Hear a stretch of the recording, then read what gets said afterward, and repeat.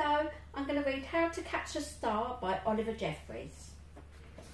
Once there was a boy, and the boy loved stars very much. Every night the boy watched the stars from his window and wished he had one of his very own. He dreamed how this star might be his friend, and they would play hide and go seek and take long walks together.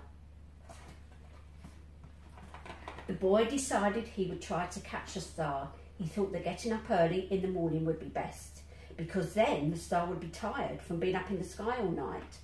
So the next day he set out at sunrise, but he could not see a star anywhere. He sat down and waited for it to appear. He waited and waited and ate his lunch. And waited, and after dinner he waited some more. Finally, just before the sun was about to go away, he saw a star. The boy tried to jump up and grab it, but he could not jump high enough. So very carefully he climbed to the top of the tallest tree he could find, but the star was still way out of reach. He thought he might lasso the star with the lifebelt from his dad's boat, but it was much too heavy for him to carry.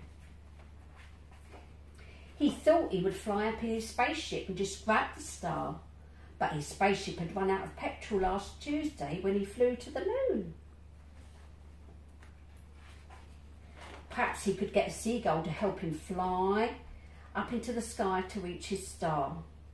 But the only seagull he could find didn't want to help at all. The boy thought he would never catch a star. But then he noticed something floating on the water. It was the prettiest star he had ever seen. Just a baby star. It must have fallen from the sky. He tried to fish the star out with his hands, but he couldn't reach it.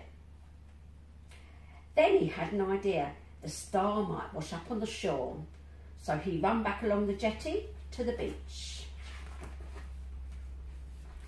Then he waited and waited and watched and waited. And sure enough, the star washed up on the bright golden sand.